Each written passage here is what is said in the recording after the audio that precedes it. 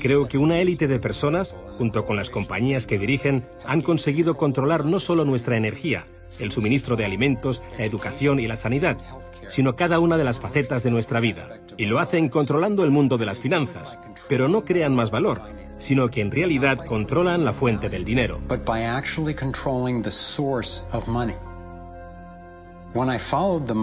Cuando seguía el dinero, vi que me arrastraba a la cima de una pirámide.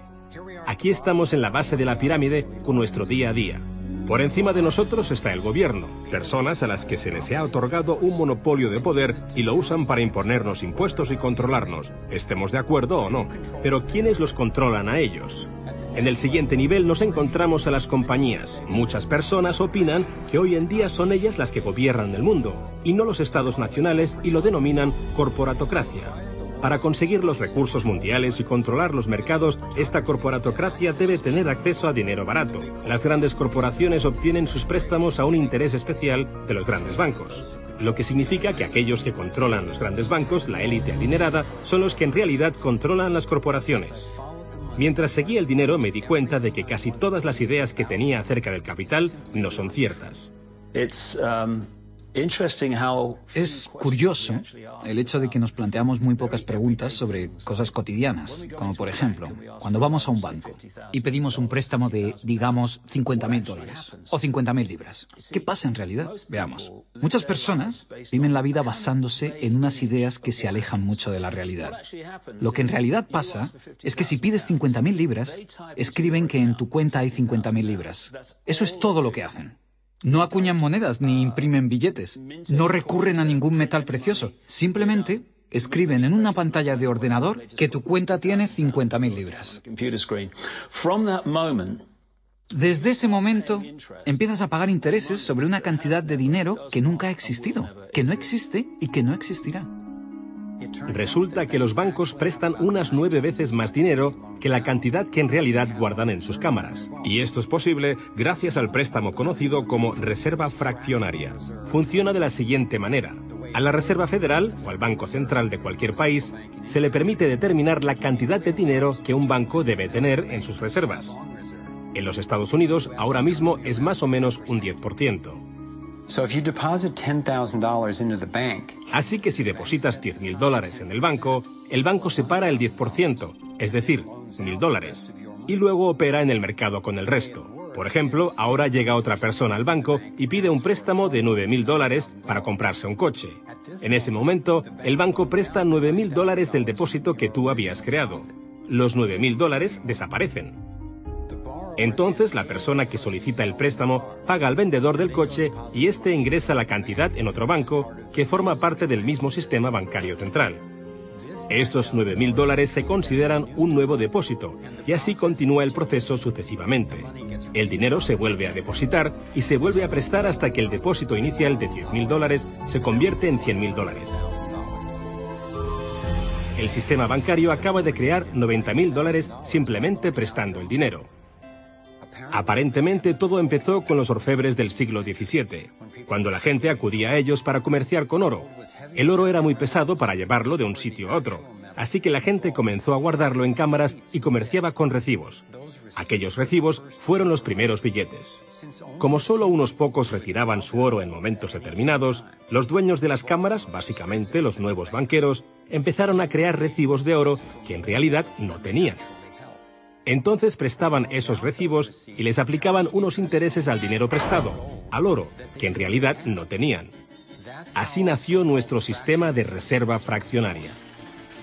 En este sistema, los banqueros consiguen hacer dinero de donde no hay nada, mientras que el resto de nosotros tenemos que trabajar para ganárnoslo. Esto ha provocado una forma moderna de servidumbre donde la masa de la sociedad trabaja para pagar su deuda con los bancos.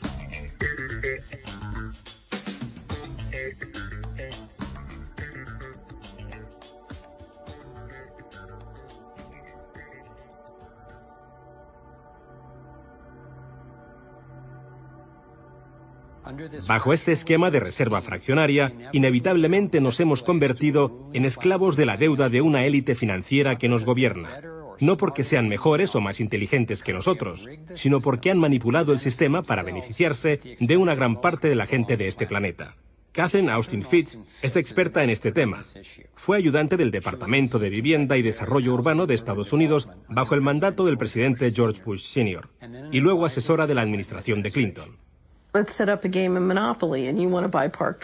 Imaginemos el juego del Monopoly. Ahora quieres comprar el Paseo del Prado. Lo que puedo hacer continuamente es imprimir dinero, darme más y más dinero, disminuir el valor de tu moneda al imprimir cada vez más. Da igual lo duro que estés trabajando o el éxito que tengas. Al final, siempre te puedo comprar y no me cuesta nada. Pero ¿cómo se explica que si vosotros o yo mismo fabricamos billetes, se nos acuse de falsificación? Pero si lo hacen los bancos, entonces sea un incremento de la masa monetaria. ¿Cómo han conseguido los bancos este poder? Esto es Jekyll Island, donde en 1910, representantes de los Rockefeller, los Rothschild, los Morgan y otros banqueros privados se reunieron en secreto para preparar la legislación que crearía la Reserva Federal.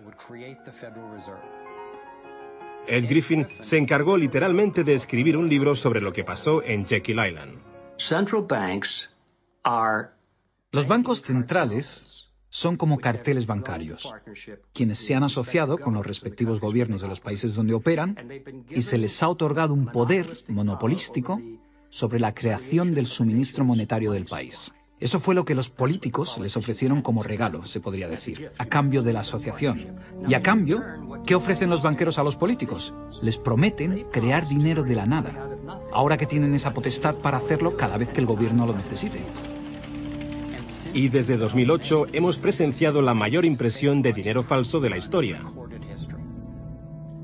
La prestidigitación financiera disfraza los costes, esconde a quien debemos culpar y nos deja como esclavos de la deuda trabajando para pagar las facturas. Me ha chocado el hecho de que en el mismo año en que se creó la Reserva Federal, en 1913, se creara también el Servicio de Impuestos Internos, y desde entonces se estableció el impuesto sobre la renta. Así que todos nosotros tenemos que pagar la deuda de los políticos con intereses a los banqueros. El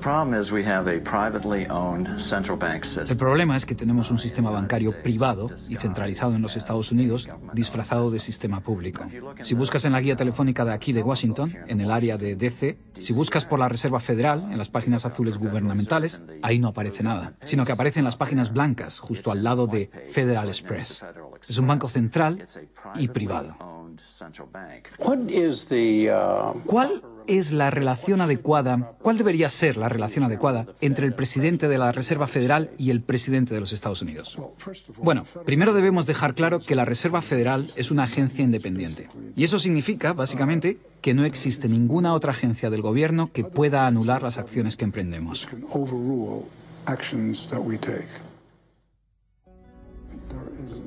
Que no existe ninguna otra agencia del gobierno que pueda anular las acciones que emprendemos. Tenemos un banco privado que imprime dinero en beneficio del Tesoro. La Reserva Federal imprime dinero en un sistema basado en la deuda, que crea escasez, pero coloca a un grupo de privilegiados en una posición en la que tienen acceso a todos los datos sobre la economía, mientras que nosotros continuamos en la ignorancia. Así que tenemos a un pequeño grupo de banqueros que entienden los datos de cómo funciona el dinero en la economía y se les proporciona la habilidad de imprimir dinero de manera que se sigue protegiendo a los privilegiados mientras que el resto nos hundimos. Catherine hizo la prueba de comparar una economía sana con un toroide vibrante, equilibrado, que fluye libremente y que se autoenergiza, en contraposición con lo que está pasando actualmente en nuestra economía. Tenemos un sistema muy dinámico que intenta optimizarse, pero en el centro se entrelaza con una solitaria. La solitaria actúa en el cuerpo inyectando una sustancia química que hace que te apetezcan las sustancias que le resultan beneficiosas a ella y que para ti son perjudiciales. Tienes un parásito que te manipula y que se alimenta a costa del organismo. Vivimos en un sistema económico que imita a la solitaria, donde la élite financiera sería la tenia y se está alimentando de nosotros, y no les gusta que se descubran sus artimañas. Después de que Catherine comenzase a destapar la corrupción del gobierno en los más altos niveles, el FBI llevó a cabo una redada en su compañía y le requisó sus pertenencias. Tuvo que ir de juicio en juicio durante 10 años hasta que la declararon inocente. Así que tenemos a la Reserva Federal, una corporación privada con el monopolio de crear dinero, pero sin tener que rendir cuentas y que además está apoyada por el gobierno con el monopolio de la fuerza. Han engañado al país haciéndole creer que la Reserva es una institución que ayuda a estabilizar la economía y que no depende de la política. Pero de hecho, en ya casi un siglo de existencia, la Reserva Federal ha hecho justo lo contrario. Desde que se puso en marcha, nos han robado a través de la inflación y el poder adquisitivo del dólar ha disminuido más de un 97%. Y la diferencia entre ricos y pobres deja claro que el dinero va a parar a manos de unos pocos. Solo 16 años después de que la Reserva Federal accediera al poder, los Estados Unidos sufrieron la Gran Depresión. En mi investigación he descubierto que antes de que se produjese el crack del 29, la élite de banqueros sacó su dinero del mercado. Después del crack, usaron ese dinero para comprar todas las acciones baratas y los bancos en quiebra más pequeños por poco dinero. Entre los banqueros que consolidaron su fortuna de esta manera, encontramos a los Rothschild, los Rockefeller y los Morgan. Un caso similar sucedió con el colapso financiero de 2008, en el que de nuevo se volvían a beneficiar los mismos banqueros. En los años previos al colapso, los mayores bancos, incluyendo Bank of America, Citigroup y Chase, todos ellos controlados por los Rothschild, los Rockefeller y los Morgan, se forraban y comerciaban con préstamos basura, cuyo dinero sabían que no iban a poder recuperar. Es como colocar unas naranjas podridas en una caja y venderlas como si fuesen de la mejor calidad. Los que habían embalado ese producto sabían que tarde o temprano alguien abriría la caja y vería que no contenía nada de valor, ya que al fin y al cabo ellos habían empaquetado dichas cajas.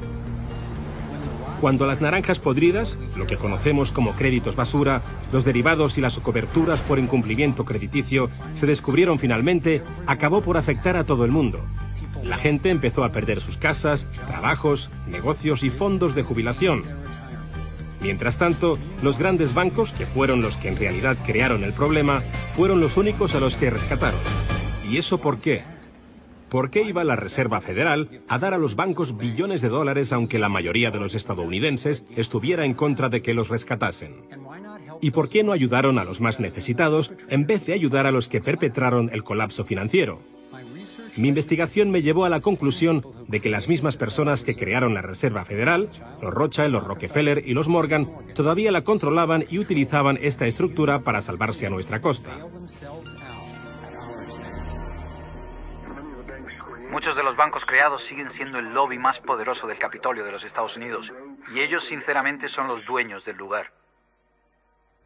Estoy convencido de que el reciente colapso financiero de 2008 fue el resultado de un esquema de inflar y tirar orquestado, diseñado y ejecutado por los grandes banqueros para consolidar sus fortunas y su poder. David Icke nos explica cómo ve los denominados ciclos comerciales de la Reserva Federal. Fase 1 es como lanzar el sedal. Fase 1, colocas un montón de dinero, unidades de intercambio en circulación. Para ello, bajas los intereses y concedes muchos préstamos. Esta es la parte del ciclo que denominamos boom. Como hay muchas unidades de intercambio en circulación, hay un montón de dinero que cambia de manos, que genera una gran actividad económica.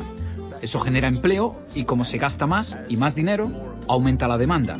Así que las compañías solicitan más créditos de dinero recién salido del horno para aumentar su producción. La gente coge confianza a su rutina. Pues resulta que trabajo para tal compañía y tienen muchos pedidos. Funciona de maravilla, tengo trabajo asegurado. ¿Y sabes qué? Estoy pensando en comprar una casa más grande. Luego empiezan a cambiar. Lo que hacen es tirar del sedal. Suben los tipos de interés.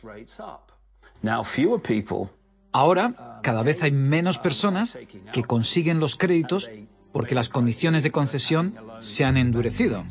Y también, al aumentar los tipos de interés, una gran parte del salario de las personas se destina a pagar esa subida de los intereses y no al consumo. De repente, ya no hay tanto dinero en circulación y, por tanto, se compran menos cosas. Los beneficios de las compañías empiezan a disminuir, empiezan a reducir los puestos de trabajo y algunas comienzan a cerrar. La gente pierde sus trabajos. Ya no pueden pagar las hipotecas de esas grandes casas que se habían comprado cuando todo iba bien. Ahora los bancos empiezan a recoger el sedal, porque mientras la gente se declara en bancarrota, tanto las compañías como las personas, los bancos se quedan con las fortunas que sí que son de verdad. Con las propiedades, las tierras, los recursos que habían puesto como aval para que simplemente les prestasen unas cifras que solo aparecían en la pantalla del ordenador. Y llevamos siglos con este ciclo económico de tirar el sedal y recoger, de inyectar una gran cantidad de dinero en circulación, de hacerlos picar. Y lo que se ha hecho en realidad es robar. Y se ha propiciado que se acumule la verdadera riqueza del mundo en manos de unos pocos.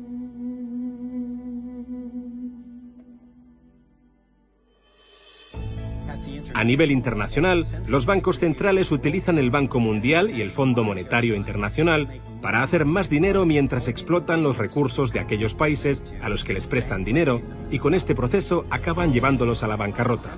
El banco central de los bancos centrales es el banco creado por los Rothschild, el Banco de Pagos Internacionales.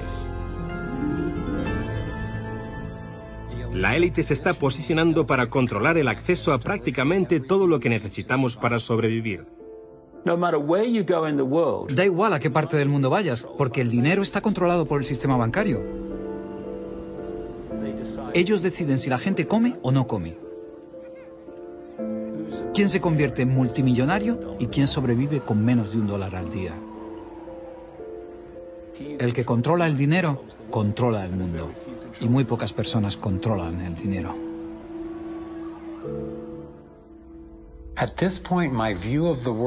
Llegados a este punto, mi concepción del mundo dio un vuelco. Empecé a enfrentarme al hecho de que el fracaso y el sufrimiento de muchos es en realidad el éxito y realización de unos pocos, la élite de los banqueros que ha engañado al mundo y a los que se les ha permitido crear dinero. Todos ellos ya son dueños de vastas fortunas. Entonces, ¿cuál es su finalidad? ¿Cuáles son sus objetivos?